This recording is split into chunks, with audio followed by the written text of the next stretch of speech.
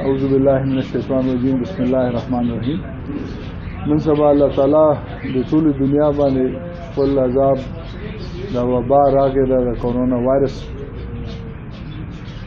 الله تعالی دیو کی چې د وبا نه مونږ زر تر زره الله تعالی نجات راکړي او زما به ټول مرګرو ته کلیوالو ته حلقي مرګرو ته او د پاکستان شهریانو ته دا یو پیغام وي چې کورونا وایرس سره جنگ کول لپاره پریکاشن ډېر زیات ضروری دي.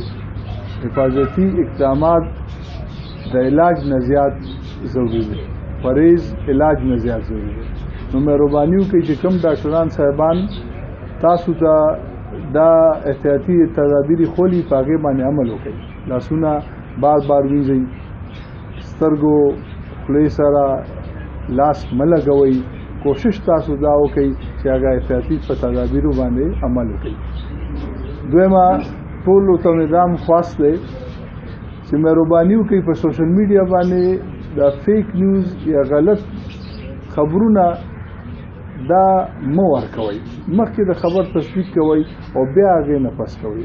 داسې عجیبه عجیبه خبرونه راځي چې هغې سره انسانانو خاص کر زمونږ عوام چې کوم ډېر تعلیم یافته نه دي د هغې ګمراه کېږي او د دې وبا خلاف جنگ باندې غلط اثر پرېږدي.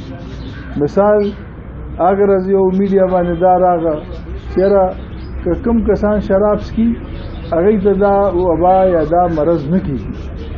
نو زه د هغوی نه مې تپوس کوم او ټولو نه تپوس کوم چې دا چین یورپ دلته خو هر یو کس شراب څښي نو بیا هلته ولې دا ورځ دا فضول خبرې دا غیر اسلامي غیر اخلاقي او غلط خبرې دي چې په دې ټایم باندې د مرض په سپریډ کېدو کې او د دې جنگ خلاف ډېر زیات مضر کردار کوي. نو مهرباني وکړئ دا غلط خبرونه په سوشل میډیا باندې بغیر تصدیق مه شیر کوئ. دا خواست کوو کوشش دا وکړئ چې احتیاطي تدابیر تاسو دغه وکړئ. بخښنه سره مونږ هم خلکو سره ډېر ملاویږو. په کار دا چې عملي طور باندې مونږ نو دې کې زم قصوروان یم خپل قصورونه به منو خو تاسو هم خواست دا دی چې احتیاطي تدابیر دې نه ګپ مه جوړوئ. دا وبا ډېره خطرناکه ده.